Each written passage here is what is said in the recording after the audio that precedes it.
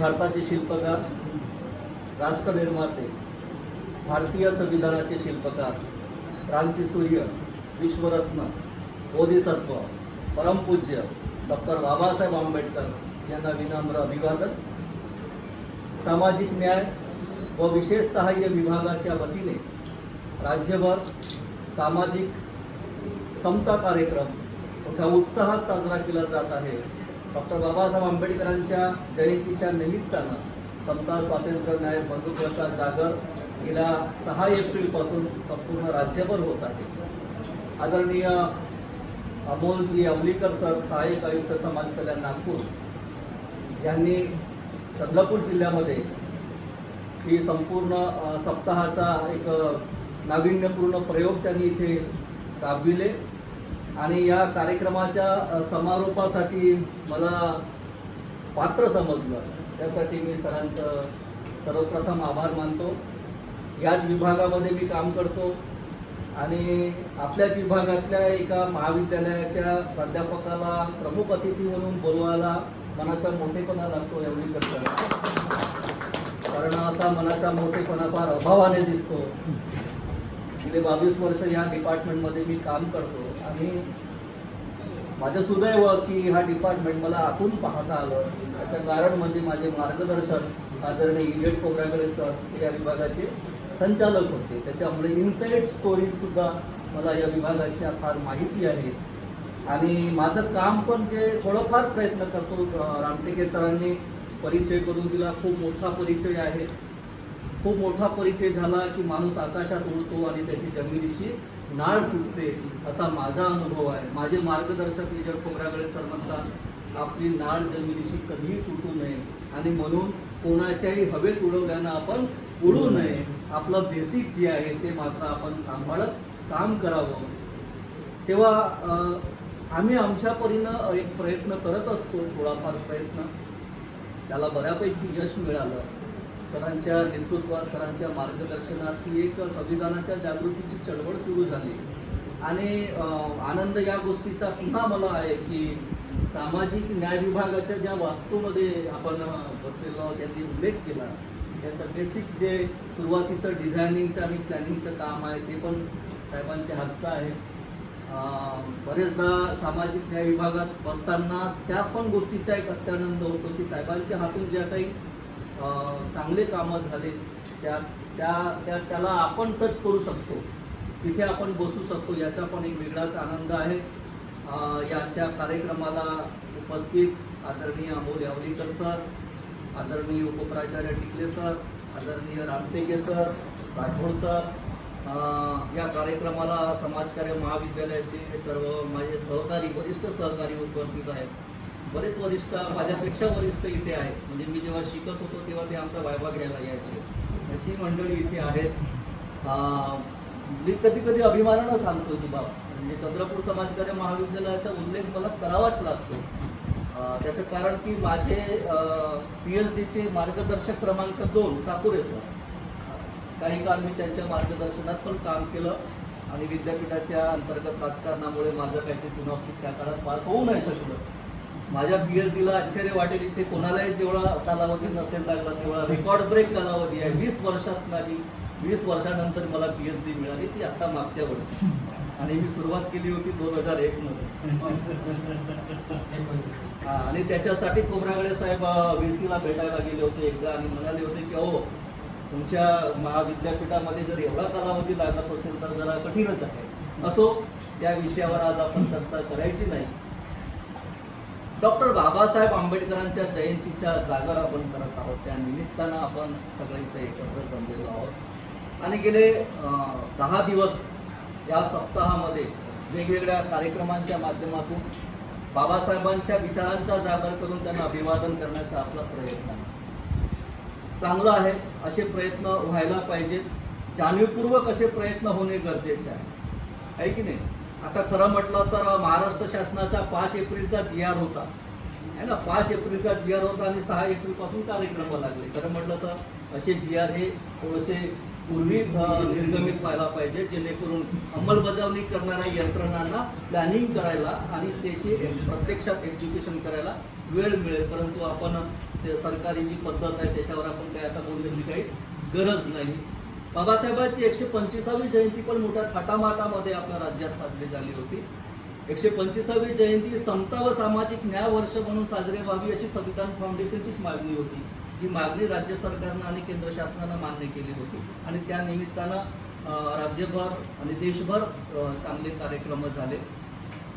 बाबासाहेबांच्या विचारांचा जागर सातत्यानं होत राहिला पाहिजे आणि बाबासाहेबांच्या विचारांचा जागर जसजसा होत जाईल तसतशी मूल्यांची आणि तत्वांची रुजवणूक होईल.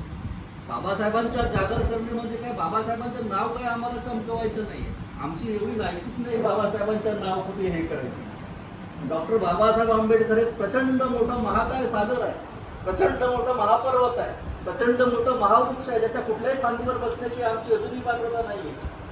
बाबासाहेबांना स्पर्श आम्ही जेव्हा करतो ना, तेव्हा कुठल्या एका बिंदूवर जेव्हा आम्ही स्पर्श करतो तेव्हा बाबासाहेब हातात सापडत नाही हो. बाबासाहेब एवढं प्रचंड मोठं महावृक्ष, बोधिवृक्ष ज्याला म्हणतो आपण. बाबासाहेबांचं नाव आम्हाला हायलाइट करण्याची गरज नाही. बाबासाहेबांच्या विचारांचा जो जागर आम्ही करतो ना, त्या विचारांच्या जागरातून आम्ही माणूस निर्मितीची प्रक्रिया करत असतो. बाबासाहेब सांगणे म्हणजे काय आणि बाबासाहेब नेमके कोण आहे? What is the definition of doctor B.R. Ambedkar? Ambedkar कोण? NDTVचे संपादक रवीश कुमार आंबेडकरांची डेफिनेशन करतात आणि ते म्हणतात की आंबेडकर होने का मतलब क्या है? तो आंबेडकर होने का मतलब करोड़ों की भीड़ के सामने अकेला खड़े हो जाना, दैट इज डॉक्टर. त्या माणसाने म्हणजे कधी कधी असं वाटते की हे काय, मी कधी कधी असा विचार करतो की बाबासाहेबांच्या इकॉनॉमिक्स, बाबासाहेबांच्या पॉलिटिकल सायन्स, बाबासाहेबांची सोशियोलॉजी, या सगळ्या आस्पेक्टला आपण विचार करतो. बाबासाहेबांची फिजिक्सचा पण आपण विचार करायला, बाबासाहेबांची केमिस्ट्री काय असेल याचा आपण विचार करायला पाहिजे, बाबासाहेबांची बायोलॉजी कशी असेल याचा आपण विचार करायला पाहिजे. काय अद्भुत रसायन होतं हे, प्रचंड असं अद्भुत रसायन होतं जे कधी यापूर्वीही झालं नाही आणि यानंतरही झालेलं नाही. या भारतभूमीवर तथागत गौतम बुद्धानंतर जन्माला आलेला तो पहिला महामानव आहे ज्याने माणूस निर्मितीची प्रक्रिया सुरू केली आणि त्यात ते यशस्वी झाले. डॉक्टर बाबासाहेब आंबेडकरांच्या 1920 पासूनचा जर प्रवास आपण लक्षात घेतला तर संपूर्ण प्रवास हा माणूस निर्मितीची प्रक्रिया होती. मानवतावाद हे त्याचे अधिष्ठान आहे. बाबासाहेबांचं संपूर्ण कार्य, बाबासाहेबांची संपूर्ण विचारधारा ही माणूस निर्मितीची आहे आणि म्हणून डॉक्टर बाबासाहेब आंबेडकरांचं संविधानाचे शिल्पकार म्हणून गौरव करत असताना डॉक्टर बाबासाहेब आंबेडकर म्हणजे मानवतेचे शिल्पकार आहेत असा गौरव आपण केला पाहिजे. डॉक्टर बाबासाहेब आंबेडकर म्हणजे आधुनिक भारताचे शिल्पकार आहेत असा गौरव केला पाहिजे. डॉक्टर बाबासाहेब आंबेडकर म्हणजे राष्ट्र निर्माते डॉक्टर B.R. आंबेडकर असा गौरवाने आपण उल्लेख केला पाहिजे. कारण या संपूर्ण भारताची जडणघडण कशी असावी याचा सर्वकष आणि सर्वांगीण विचार जर कोणा महापुरुषांनी केला असेल तर ते डॉक्टर बाबासाहेब आंबेडकर. बरेचदा डॉक्टर बाबासाहेब आंबेडकरांना एका चाकोरीतून विचार केला जातो कारण डोळ्यावरचे चष्मे अजूनही बदललेले नाहीत. स्वातंत्र्याचा अमृत महोत्सव आपण साजरा करत आहोत, पण ज्या ज्या गोष्टींसाठी बाबासाहेबांनी संघर्ष केला आणि ज्या ज्या गोष्टींसाठी बाबासाहेबांनी संविधानिक तरतुदी केल्या त्यातल्या अजूनही ज्या मळब वाटा होत्या त्या दूर झाल्या असं नव्हे. बाबासाहेबांनी तरतुदी केली, बाबासाहेबांनी कलमेच्या फटकऱ्यातून अस्पृश्यता नष्ट केली, पण माणसाच्या डोक्यातली अस्पृश्यता अजूनही गेली नाही. जात, धर्म, वंश, पंथ, लिंग, भाषा, प्रदेश अशा ज्या भेदाभेदीच्या भिंती होत्या त्या भेदाभेदीच्या भिंती संविधानिक तरतुदीतून बाबासाहेबांनी जमीनदोस्त केल्या खऱ्या, पण आजही मनातली जात काही गेली नाही. आजही मनातला धार्मिक असहिष्णुता सुद्धा गेली नाही. आजही स्त्रियांकडे पाहण्याचा दृष्टिकोन फारसा बदललेला नाही. आजही श्रीमंत आणि गरीब ही वर्गवारी, ही दरी प्रचंड मोठ्या प्रमाणामध्ये वाढत चाललेली आहे. आणि म्हणून ह्या सर्व बाबींचा विचार करत असताना, बाबासाहेबांच्या विचाराचा जागर करत असताना, बाबासाहेबांच्या विचारांचा जागर करत असताना संविधानाचा जागर करणे, संविधानिक मूल्यांचा जागर करणे, संविधानिक तत्वांचा जागर करणे आणि संविधानिक मूल्य, तत्वे आणि विचार हे माणसापर्यंत पोहोचवणे, ते घराघरापर्यंत पोहोचवणे, ते काळजावर कोरणे ही काळाची गरज आहे. डॉक्टर बाबासाहेब आंबेडकरांनी या देशाला जे भारताचे संविधान दिले, ते संविधान जगातलं सर्वोत्तम असं राष्ट्रग्रंथ आहे. ते संविधान केवळ कायद्याचं पुस्तक नाही. बरेचदा लोक त्याला कायद्याचं पुस्तक असं समजतात आणि दुर्लक्षित करतात. माणूस उभा करण्याचा त्याच्याशिवाय दुसरा कुठलाही पर्याय ग्रंथ असू शकत नाही. डॉक्टर बाबासाहेब आंबेडकरांनी या देशाला जे संविधान बहाल केले, ते संविधान आपण जरा अंतःकरणपूर्वक काळजीपूर्वक वाचलं पाहिजे. संविधानिक कर्तव्य असा मला विषय देण्यात आलेला आहे. संविधानिक कर्तव्य तेव्हा आपल्याला माहीत होतील जेव्हा संविधानाची आपल्याला ओळख होईल. आणि संविधानाची जर ओळख आपल्याला करायची असेल तर जरा संविधानाच्या त्या खोल महासागरामध्ये जरा डोकवावं लागेल, जरा विचार करावा लागेल, काय म्हणतो भारताचं संविधान. आणि मग पहिलं पान उघडलं तर तुम्हाला संविधानाचा आरसा दिसेल, ज्याला आम्ही संविधानाची प्रास्ताविका असं म्हणतो. संविधानाची प्रास्ताविका म्हणजे संविधानाचा सार आहे, उद्देशिका आहे, तो सारांश आहे, आरसा आहे. आणि संविधान समजून घ्यायचं असेल तर प्रास्ताविका ही सगळ्यात मोठा प्रभावी माध्यम आहे. ज्याची सुरुवात कशी होते तर to the people of India, आम्ही भारताचे लोक. म्हणजे हे संविधान कोणी स्वीकृत केलेलं आहे? आम्ही स्वीकृत केलं आहे. ते कोणी अधिनियमित केलेलं आहे? आम्ही अधिनियमित केलेलं आहे. ते कोणी अंगीकृत केलेलं आहे? आम्ही अंगीकृत केलेलं आहे. आणि मग जर या देशाचं संविधान आम्ही भारताच्या लोकांनी अंगीकृत केलं आहे, अधिनियमित केलं आहे आणि स्वतः प्रत अर्पण केलेलं आहे, तर त्याची अंमलबजावणी करण्याची जबाबदारी कोणाची? आमची. नागरिक म्हणून ते आमचं बेसिक मूलभूत कर्तव्य आहे. आर्टिकल 51C मध्ये नागरिकांची मूलभूत कर्तव्ये दिलेली आहेत. त्यातलं पहिलं कर्तव्य जे आहे ते संविधानाचं पालन करणे. संविधानाचं पालन करणे म्हणजे भारताचे संविधान, त्यात केलेल्या विविध तरतुदी, संविधानाची तत्वे, संविधानाची मूल्ये, संविधानाचे विचार आणि संविधानातून निर्माण झालेल्या कायदे, या सगळ्यांचं पालन करणे म्हणजे संविधानाचं पालन करणे. दोस्तो हो, आम्ही येथे बसलेले सगळे सुजाण नागरिक आहोत. स्वातंत्र्यानंतरच्या 75चा प्रवास झालेला आहे. अमृत महोत्सव देशभर साजरा केला जात आहे. पण हा अमृत महोत्सव साजरा करत असताना आम्ही स्वतःचं सेल्फ असेसमेंट सुद्धा केलं पाहिजे. बरेचदा आपण दुसऱ्यांकडे बोर्ड दाखवतो, आम्ही कुठपर्यंतचा प्रवास केलेला आहे नागरिक म्हणून, याचंही मूल्यमापन स्वतः केलं पाहिजे. आणि हे जेव्हा आपण करू तेव्हा आपल्या लक्षात येईल की आपला प्रवास 26 नोव्हेंबर 1949ला संविधान सभेमध्ये डॉक्टर बाबासाहेब आंबेडकरांनी हे संविधान दिले. 26 जानेवारी 1950 पासून हे लागू झाले. देश प्रजासत्ताक झाला. पण प्रजासत्ताक भारताच्या गेल्या 72, 73, 74 वर्षाच्या आजपर्यंतचा प्रवास कसा आहे? खऱ्या अर्थानं डॉक्टर बाबासाहेब आंबेडकरांना अभिप्रेत प्रजासत्ताक म्हणजे लोकशाही निर्माण झाली का? बाबासाहेबांनी दिलेल्या संविधानामध्ये आम्ही भारताच्या लोकांनी संकल्प केला. काय संकल्प केला आम्ही भारताच्या लोकांनी? की भारत हे एक सार्वभौम आहे, मान्य. भारत कोणाच्या अधिपत्याखाली नाही, भारत स्वतंत्र आहे, भारत कोणाचाही गुलाम नाही.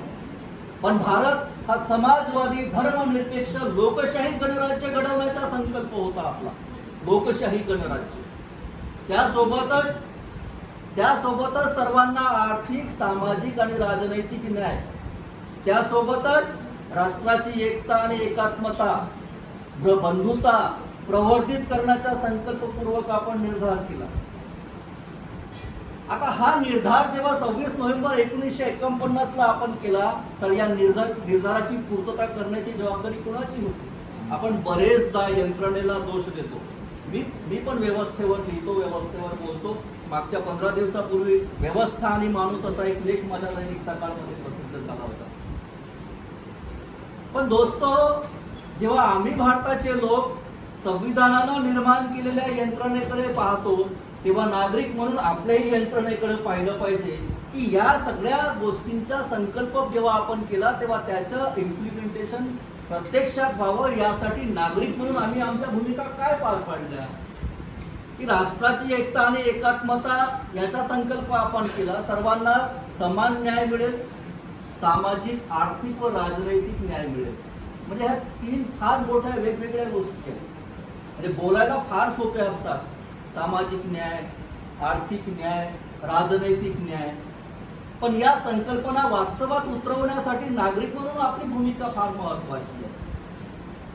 समानता, हा जो सप्ताह आपण साजरा करतो तो समानतेचा सप्ताह आहे. तर मग ती समानता आपण आतापर्यंत प्रस्थापित करू शकलो का? मग आजही जर ती समानता प्रस्थापित झाली नसेल, तो सामाजिक, आर्थिक, राजनैतिक न्याय जर प्रस्थापित झाला नसेल, तर मग संविधानानं निर्माण केलेल्या यंत्रणा, कार्यपालिका, न्यायपालिका आणि एक्झिक्युटिव्ह आहे ना, हे जे तीन पिलर आहे आपण म्हणतो, कार्यपालिका, न्यायपालिका, विधिमंडळ, तर या तीन व्यवस्थेसह नागरिक म्हणून सुद्धा आपणही तेवढेच जबाबदार आहोत. आणि म्हणून संविधानाची प्रास्ताविका जरा काळजीपूर्वक वाचली पाहिजे. पण ती नुसतं वाचून होणार नाही, ती अंगीकृत झाली पाहिजे. ती नुसती अंगीकृत होऊन चालणार नाही, ती अधिनियमित झाली पाहिजे. हे जे अंगीकृत, अधिनियमित, हे जे दोन शब्द आहेत ना, हे शब्द नुसते शब्द नाही आहेत का? ह्या शब्दांचा जर अर्थ आपण समजला ना, तर खऱ्या अर्थानं संविधानाचा सार समजला असा होईल. हे अंगीकृत जेव्हा होते तेव्हा मग आमच्यासारखे कार्यकर्ते पण निर्माण होतात आणि मग तिथे संविधानाच्या प्रचाराची, प्रसाराची मोठी लोक चळवळ उभी होते. आणि मग ती लोक चळवळ नुसती रस्त्यावरची राहत नाही, तर ते तांडे, टोले, वेडे, पालं वस्त्यांवर जाते, तिथल्या माणसांना जवळ घेते, माणूस जोडण्याची प्रक्रिया सुरू होते. कारण माणूस डिस्कनेक्ट आहे, अजूनही डिस्कनेक्ट आहे ना. मगाशी यावलीकर सरांनी आम्ही चर्चा करत होतो. यावलीकर सर म्हणायचे की आजच्या दिवसाच जरा चुकीचा निघाला, कारण सुट्टीच्या दिवशी कार्यक्रम घेतले की लोक येत नाही. मी सरांना म्हटलं, सर त्याचं कारण असं आहे की माणूस हा डिस्कनेक्ट होत आहे. यंत्रांनी माणसं जवळ यायला पाहिजे होते, यंत्रांना माणसं दूर झालेली आहे. आणि त्याचं कारण असं की त्याचे जागतिकीकरण जो आहे ना, तो असा माणसाच्या काळजापर्यंत असा गेला, खोल गेला, त्या नात्यांमध्ये असा झिरपला की त्या नात्यांमध्ये सुद्धा आता ग्लोबल वॉर्मिंग व्हायला लागलं. ग्लोबल वॉर्मिंग, नात्यातला ग्लोबल वॉर्मिंग आहे ना. आणि जेव्हा नात्यातला ग्लोबल वॉर्मिंग होते तेव्हा बाप लेकरापासून तुटते, बहीण भावापासून तुटते. तिथेही अर्थव्यवस्थेचा एक वेगळी बाब निर्माण होते, तिथेही माणसाचं ग्राहकीकरण होते, माणसाचं मार्केटिंग होते. आणि माणसाचं मार्केटिंग झाल्यामुळेच संविधान अजूनही आपल्या उद्दिष्टानुरूप पाहिजे त्या प्रमाणात संविधानाची अंमलबजावणी होऊ शकली नाही, यशस्वी होऊ शकला नाही. पण हरकत नाही, निराश होण्याचं कारण नाही. डॉक्टर बाबासाहेब आंबेडकर हे असं महामानव आहे की ज्याचं नाव घेतलं की सारे निराशेचे मळक दूर होतात आणि नव्या कात्रींसह, नव्या जोमासह, नव्या उत्साहासह माणूस पुन्हा रस्त्यावर येतो, पुन्हा चळवळ उभी होते, पुन्हा विकासाची प्रक्रिया सुरू होते. ही विकासाची प्रक्रिया आपल्याला गतिमान करावा लागेल. संविधानामध्ये नागरिकाचे मूलभूत अधिकार जे लिहिलेले आहेत, ते मूलभूत अधिकार त्या नागरिकांपर्यंत कसे पोहोचतील यासाठीही आपल्याला प्रयत्न करावे लागतील. संविधानामध्ये जे फंडामेंटल ड्युटीज आहेत ते सांगावं लागेल की बाबा रे, अधिकाराची भाषा तर तू बोलतोयस, चांगली गोष्ट आहे, प्रत्येकाला त्याचे संविधानिक अधिकार मिळालेच पाहिजे. पण जरा या संविधानाच्या मध्ये आर्टिकल 51C सुद्धा आहे, त्याच्यामध्ये तुला 11 प्रकारची कर्तव्य सुद्धा दिलेली आहेत. जरा याच्याकडे डोळसपणे पहा, जरा विज्ञाननिष्ठ हो. ह्या जरा जुन्या रूढी, परंपरा, या सगळ्या अंधश्रद्धा ज्या तुझ्या कातळामध्ये आहेत त्या जरा बाहेर काढ. जरा माणसाला माणूस समज, माणसाला जवळ घे. आज या चंद्रपुरामध्ये डॉक्टर महेंद्र कुमार मेश्राम रक्तदान करू शकला. ही पात्रता माझ्यामध्ये डॉक्टर आंबेडकरांना निर्माण केली. ज्याच्या स्पर्श केल्यानेही माणूस बाटत होता, तोही त्या काळी मेश्रामच असेल ना, कधी काळी आहे की नाही. पण तोच मेश्रामाचा आज रक्त चालतो. मला माहित नाही माझं रक्त कोणाला जाणार आहे, ज्याला दिलं जाणार आहे त्याला माहित नाही हे रक्त कोणाचं आहे. ही किमया डॉक्टर आंबेडकरांमुळे झाली, हे दुसऱ्या कोणामुळे झाली. रक्तदान करण्याचा माझा ऑब्जेक्टिव्ह तो आहे सर, माझा ऑब्जेक्टिव्ह तो आहे. आणि मगाशी पण रक्तदान करताना आमचे संविधान फाउंडेशनचे ज्येष्ठ सदस्य दिगंबरजी बोलणारे इथे आहेत. मी त्यांना म्हटलं की काकाजी हे सगळं हे मैं ब्लड दे रहा हूं ये सब बाबा साहब के कारण, वरना मैं लायक ही नहीं था। ये लायकी बाबा साहब ने निर्माण की। तो हे विज्ञान निष्ठता, ही बाबासाहेबांनी निर्माण केलेली विज्ञान निष्ठता संविधानामधली, ती लोकांपर्यंत आपल्याला पोहोच करावं लागेल। स्त्रियांना उणेपणा येईल अशा कुठल्याही प्रकारचं वर्तन करू नये, संविधानामध्ये आहे ना। तेव्हा त्या नागरिकांना सांगावं लागेल, बाबा रे, स्त्रियांना उणेपणा येईल असं वर्तन, असं वाईटपणा आपल्या हातून घडू नये। आणि म्हणून माणसाची प्रतिष्ठा, व्यक्तीची प्रतिष्ठा व राष्ट्राची एकता, या दोन गोष्टी बाबासाहेबांनी कनेक्ट केल्या। अरे व्यक्तीला प्रतिष्ठा राहील तेव्हा राष्ट्राची एकता निर्माण होईल। लक्षात घ्या, माणसाला सन्मान देणे, माणसाला प्रतिष्ठा देणे, माणूस केंद्रबिंदू आहे संविधानाचा। आणि तोही माणूस म्हणजे शेवटचा माणूस। आपण सगळे समाजकार्य महाविद्यालयामध्ये काम करणारे लोक आहोत। आम्हाला समाजकार्य महाविद्यालयामध्ये जेव्हा आम्ही शिकत होतो तेव्हा फ्रेंड लँडरची डेफिनेशन शिकवायची, आणि त्याची पहिली सुरुवात व्हायची, समाजकार्य ही एक व्यावसायिक सेवा आहे, कामा होता। पुढे जे आहे समाजकार्य हे शास्त्रीय ज्ञान, मानवी कौशल्य, मानवतावाद यावर आधारित आहे। मला हे शब्द फार अपील होतात, उभा आयुष्य मी या शब्दांना जागलो।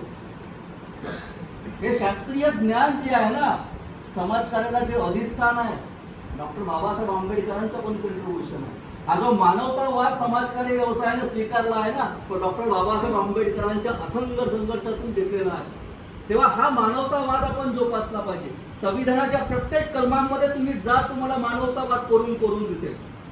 संविधानाच्या कुठल्याही आर्टिकल मध्ये जा, तुम्हाला एक सायंटिफिक अप्रोच दिसेल। हा सायंटिफिक अप्रोच, हा मानवतावाद डॉक्टर बाबासाहेब आंबेडकरांनी दुसऱ्या तिसऱ्या कुणाकडून घेतलेला नाही। बरेचदा बाबासाहेबांवर टीका केली जायची की बाबासाहेबांनी अमुक गोष्ट अमुकांकडून घेतली, तमुक गोष्ट तमुकांकडून घेतली। बाबासाहेबांना जगाच्या वेगवेगळ्या देशाच्या राज्यघटनेचा अभ्यास होता, बाबासाहेबांनी प्रचंड अभ्यास केला। मात्र संविधानामध्ये जी तत्त्वे, जे मूल्य बाबासाहेबांनी नमूद केली, ते दुसऱ्या तिसऱ्या कोणाकडून नाही, तर याच देशामध्ये 2500 वर्षापूर्वी जन्मलेल्या तथागत भगवान गौतम बुद्धाच्या विचारसरणीतून बाबासाहेबांनी बुद्धाची करुणा भारतीय संविधानामध्ये आहे। बुद्धाला अभिप्रेत असलेली सम्यक संबोधी संविधानामध्ये आहे। बुद्धाला अभिप्रेत असलेला सम्यक मार्ग संविधानामध्ये, बुद्धाला अभिप्रेत असलेला वैज्ञानिक दृष्टिकोन असलेला माणूस संविधानामध्ये। आणि म्हणून वैज्ञानिक दृष्टिकोन असलेला विज्ञाननिष्ठ माणूस निर्माण जर झाला तर मग तो संविधाननिष्ठही होईल। आणि मग संविधाननिष्ठ माणूस, विज्ञाननिष्ठ माणूस, विज्ञाननिष्ठ संविधाननिष्ठ नागरिक निर्माण करण्यासाठी संविधानाचं बेसिक जे आहे, संविधानाचं बेसिक ज्याला आपण प्रास्ताविका म्हणतो, फंडामेंटल राईट्स म्हणतो, फंडामेंटल ड्युटीज म्हणतो, हे लोकांपर्यंत पोहोचावे लागतील। तेव्हा बाबासाहेबांना अभिप्रेत लोकशाही गणराज्य निर्माण होईल। लोकशाहीची व्याख्या करताना आपण लोकशाही म्हणजे काय म्हटलं तर आपण बरेचदा अब्राहम लिंकनची डेफिनेशन सांगतो, by the people, of the people, for the people. Doctor Babasaheb Ambedkar म्हणतात ही व्याख्या अपुरी आहे।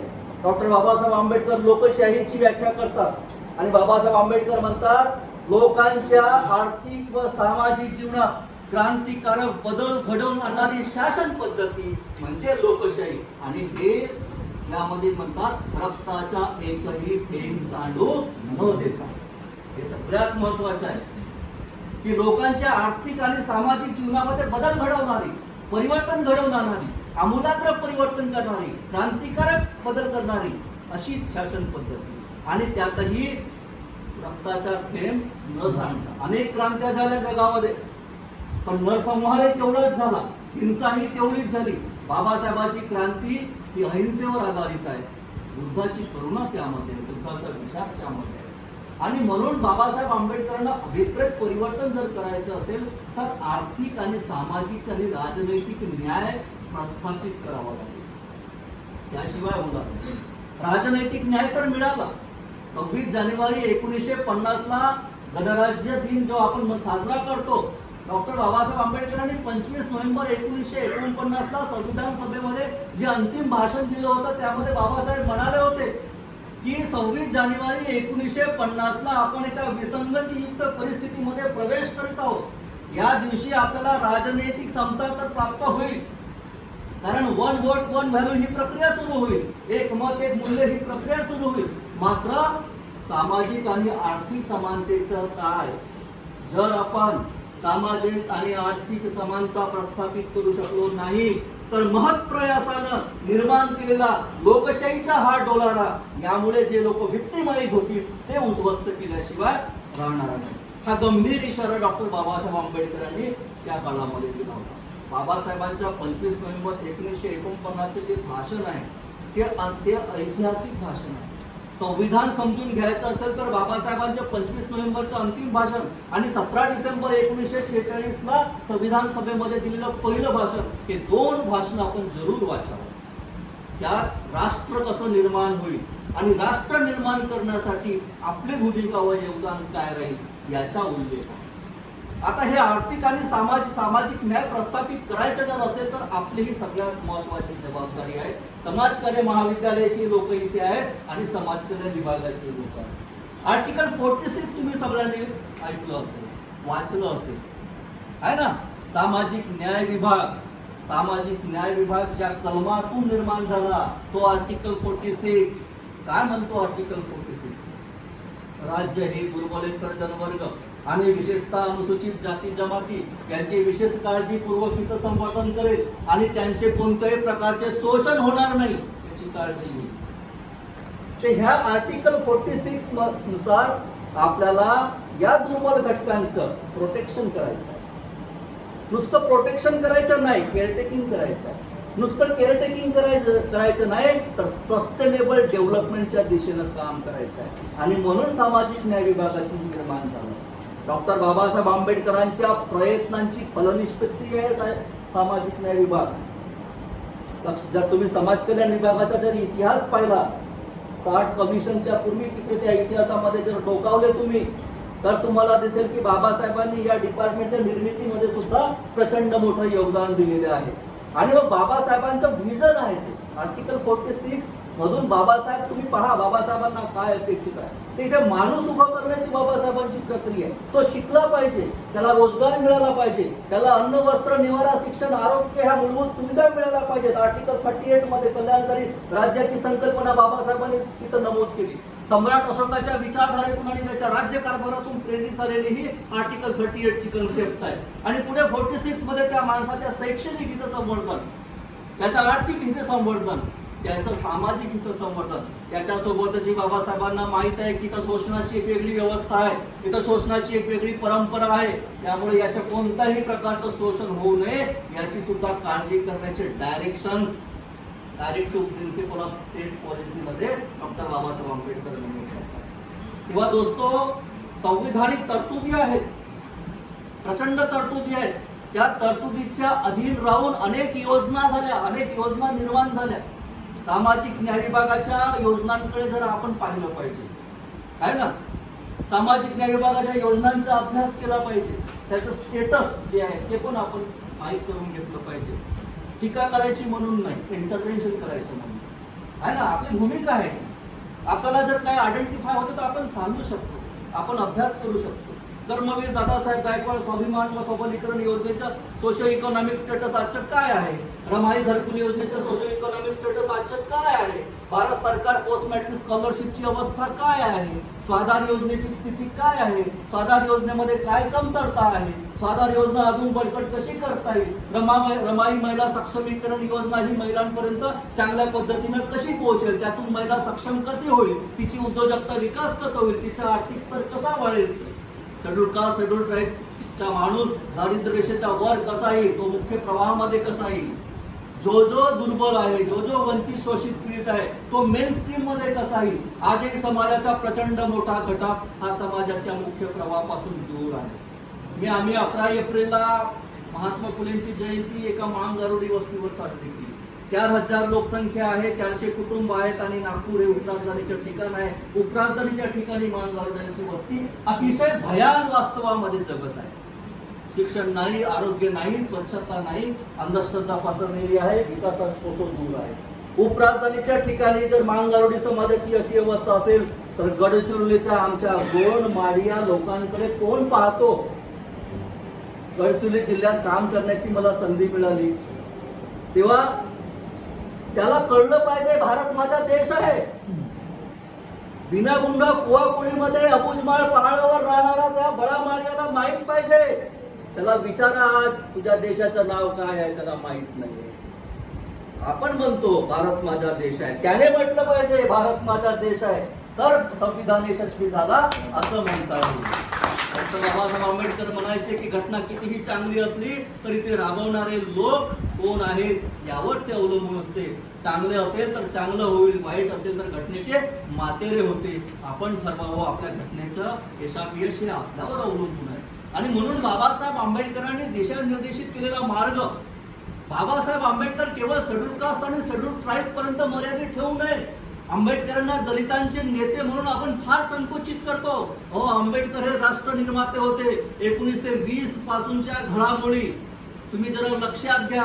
1930 ला झालेला भारत सरकारचा कायदा, 1930 मध्ये आलेले इंग्रज सरकारचे प्रतिनिधी, Simon commission, round table conference मध्ये बाबासाहेबांचे घणाघाती भाषण, इंग्रज सरकारला प्रत्युत्तर, स्वातंत्र्य प्राप्तीच्या त्या सगळ्या प्रक्रियांमध्ये भारत कसा निर्माण झाला पाहिजे आणि भारताचा राज्यकारभार कसा असला पाहिजे. स्वातंत्र्य प्राप्तीनंतर या भारताची निर्माण करण्यासाठी इथल्या लोकांच्या काय भूमिका राहतील. 17 डिसेंबर 1946 ला संविधान सभेमधलं बाबासाहेबांचे भाषण आणि त्यातलं राष्ट्र कसं असावं आणि राष्ट्राचे निर्णय घेण्याच्या प्रक्रियेमध्ये लोकांचा आणि लोकप्रतिनिधींचा सहभाग कसा असावं याविषयी बाबासाहेबांचे विचार आणि त्यानंतर मसुदा समितीच्या माध्यमातून इथल्या समस्त घटकांना, schedule caste, schedule tribe, VJNT, OBC हा जो वर्ग आहे, मायनॉरिटीज आहे, महिला आहेत, अपंग आहेत, या सगळ्यांसाठी शाश्वत विकासाच्या तरतुदी बाबासाहेबांनी ज्या केल्या त्या संपूर्ण तरतुदी ह्या संविधानाच्या पुस्तकात राहू नये तर त्या लोकांपर्यंत जावं. त्या तरतुदी लोकांपर्यंत पोहोचवणे हे आपलं काम आहे. ते खऱ्या अर्थानं बाबासाहेबांना अभिवादन आहे. 8 व 9 जून 2019 रोजी नागपुरामध्ये आम्ही संविधान साहित्य संमेलन घेतलं होतं. संविधान फाउंडेशनच्या माध्यमातून आम्ही दरवर्षी सरकारला मागणी करायचं. यावलीकर साहित्य विभागाचे आम्ही दरवर्षी सामाजिक न्याय विभागाला म्हणत होतो की सामाजिक न्याय विभागाच्या वतीनं संत साहित्य संमेलनाला अनुदान दिलं जाते, सामाजिक न्याय विभागाच्या वतीनं व्यसनमुक्ती संमेलनाला अनुदान दिलं जाते, आयोजन केलं जाते. पण सामाजिक न्याय विभागाने संविधान साहित्य संमेलन घ्यावं. दुर्दैवानं ते झालं नाही, पण हरकत नाही. सगळ्याच गोष्टी सरकारवर थोपवून पण किंवा त्यांच्याकडून मागणी करून आपण चूप बसू शकत नाही. नागरिक म्हणून आपली रिस्पॉन्सिबिलिटी आहे. आणि म्हणून मग संविधान फाउंडेशननं संविधान साहित्य संमेलन नागपुरात आयोजित केलं. 2 दिवसाचं संमेलन घेतलं. देशभरातले वरिष्ठ सनदी अधिकारी त्यामध्ये होते. अनेक IPS, IRS आणि IAS अधिकारी त्यात होते. अनेक विचारवंत सामाजिक कार्यकर्ते सहभागी होते. प्रचंड मोठं विचारमंथन झालं. त्याच्या मी सरांना स्मरणिका सुद्धा दिली. ते डॉक्युमेंटेशन आहे एक प्रकारचं. या संविधान साहित्य संमेलनामध्ये एक सत्र ठेवलं होतं, दुर्बल घटकांशी संवाद. आणि या दुर्बल घटकांशी संवादाच्या सत्रामध्ये मांगारुडी समाज होता, गोंधळी समाज होता, वडार समाज होता, वाल्मिकी समाज होता, बेलदार समाज होता, नागजोगी समाज होता, भरवाड समाज होता, पारधी समाज होता. अशा सगळ्या समाजाचे प्रतिनिधी तिथं होते. आणि या सगळ्यांचा एकच सूर होता, संविधान आमच्या वस्तीपर्यंत पोहोचलाच नाही. काय सूर होता? संविधान आमच्या वस्तीपर्यंत पोहोचलंच नाही. जर या देशातल्या दुर्बल, वंचित, शोषित पिढ्यांच्या वस्तीपर्यंत संविधान जर पोहोचला नसेल तर तो आपला कर्तेपणा आहे की आपला नाकर्तेपणा आहे, हा प्रश्न आपण स्वतःला विचारला पाहिजे. नागरिक म्हणून तो आपल्याला प्रश्न विचारला गेलाच पाहिजे. त्याचं जर उत्तर आपल्याला मिळालं तर दोस्त हो, त्या तांडे, टोल्या, बेडे, पालावर राहणाऱ्या त्या वंचित माणसांकडे जा, त्याच्या वस्त्यावर जा, त्याला जवळ घ्या आणि संविधानाच्या तरतुदी त्याच्यापर्यंत पोहोचवा. त्याच्यापर्यंत तो शिक्षण गेलं पाहिजे, ते आरोग्य गेलं पाहिजे, ते पोषणमान गेलं पाहिजे. आजही पालावर राहणाऱ्या महिलेची सुरक्षित पाळणपोषण होत नाही. आपल्या शहरात राहणाऱ्या मिडल क्लास स्थितीमध्ये असणाऱ्या महिलांना आपण मॅटर्निटी होम मध्ये प्रसूती होतात, पण पालावर राहणाऱ्या बाईची मॅटर्निटी होम फार दुर्लभ आहे. अशा वर्कर पण जात नाही. प्रकाश बाबा आमटे चित्रपट तुम्ही पाहिला असेल, तिथल्या आदिवासी महिलेचे बाळंतपण कसं होते आणि ती नाळ कशी तोडते, हे चित्र काय नुसतं चित्रपटातलं नाही आहे, हे वास्तव आहे. हे आजही दुर्बल, वंचित, शोषित समाजामधल्या महिलेला बाळंतपण, सुरक्षित बाळंतपण तिच्या नशिबी स्वातंत्र्याच्या 75 नंतरही नाही. तेव्हा तिथपर्यंत आपण गेलो पाहिजे. आपल्या सोशल वर्कची कनेक्टिव्हिटी ही अशी आहे ना. आता केसवर, ग्रुपवर, community organisation, social action, social research, social welfare administration, या 6 पद्धती नुसत्या पोरांना शिकवायच्या नाही, आपण पण जगायच्या. सोशल ऍक्शन पण आपण केली पाहिजे. मला समाजकार्याच्या प्राध्यापकांनी सोशल ऍक्शन मध्ये सहभागी व्हायचे. बरेचदा भीती वाटते सोशल ऍक्शन. सोशल ऍक्शन करताना काय चिपको आंदोलनाच्या सुंदरलाल बहुगुणाचे उदाहरण आपण घ्यायचे का? आपलाही उदाहरण कधीतरी इतिहासामध्ये नमूद झाला पाहिजे ना. मी काही वर्षापूर्वी 2011 मध्ये पारधी आदिवासी उमरेड रोडवर राजुलवाडी नावाचं गाव आहे, तिथल्या आदिवासी पारध्यावर पोलिसांनी प्रचंड अनन्वित अत्याचार केला. त्या विरोधात मी आंदोलन केलं आणि रस्त्यावर उतरलो. नोकरीवर असताना सुद्धा मी हे केलं. रिस्क आहे पण करावं लागतंय कारण माझी कनेक्टिव्हिटी तिथे आहे आणि त्यातून काही जर बरं वाईट झालं माझ्या, तर तो संघर्ष करण्याची पण ताकद बाबासाहेब आंबेडकरांनीच मला दिलेली आहे. आणि त्यामुळे या पद्धती निवड विद्यार्थ्यांना शिकवायच्या पुढच्या मर्यादित राहू नये, तर तो आपल्या जीवनात, आपल्या प्रत्यक्ष कामात यावं. संविधान हा आपल्यामध्ये दिसला पाहिजे, आपल्या कामात दिसला पाहिजे. दोस्तो, त्याच्यामुळे आपलीही स्वतःची आयडेंटिटी निर्माण होते. महेंद्र मेश्रामला कोण ओळखत होतो? 20 वर्षापूर्वी महेंद्र मेश्राम काय होता? माझी स्वतःची ओळख निर्माण झाली ती संविधानामुळे.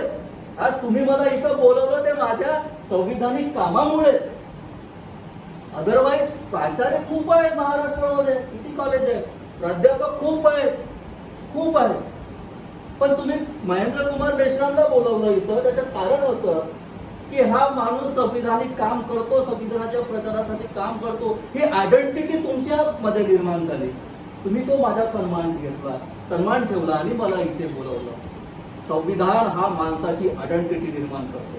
संविधान हा माणसाला प्रतिष्ठा आणि सन्मान देतो आणि संविधान एवढं भरभरून देतो, तेव्हा आपणही संविधानिक कर्तव्याचं निर्वहन करून डॉक्टर बाबासाहेब आंबेडकरांनी संविधानाप्रती कृतज्ञता व्यक्त करावी. ही नागरिक म्हणून आपल्याला मिळालेली सुवर्ण संधी आहे, जी बाबासाहेबांनीच आपल्याला दिली आहे. या संधीचं आपण सोनं करावं आणि संविधानाच्या प्रचारासाठी तळागाळात जावं, माणसांसोबत कनेक्ट व्हावं, माणसाला कवटाळावं, माणसाला जवळ घ्यावं, त्याच्या काळजाला हात घालावा. त्याच्या काळजाला हे वाटलं पाहिजे की हे आपलं काळीज आहे, आपल्या काळजाला हे वाटलं पाहिजे की हे आपलं काळीज आहे.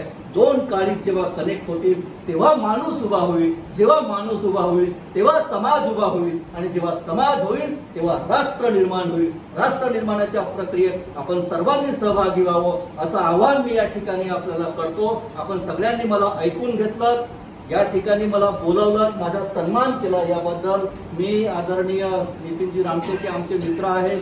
खरं म्हटलं तर त्यांनी यापूर्वी मला एकदा 2 वर्षापूर्वी राजुराच्या कार्यक्रमासाठी बोलवलं होतं, जाऊ शकलो नाही. पण आज ही संधी मी सोडली नाही आणि यवलीकर सर यांनी तो मनाचा मोठेपणा दाखवला. कारण एका समाजकार्याच्या प्राध्यापकाला सहाय्यक आयुक्त समाज कल्याणी आपल्या कार्यक्रमात डायसवर बसवणं आणि त्याला मुख्य वक्ता म्हणून संबोधित करायला लावलं, ते पण दुर्बल आहे सर. हा बहुमान आपण मला दिला, यासाठी मी आपल्या सर्वांचे आभार मानतो. सर्वांना क्रांतिकारी जय भीम, जय संविधान, जय भारत.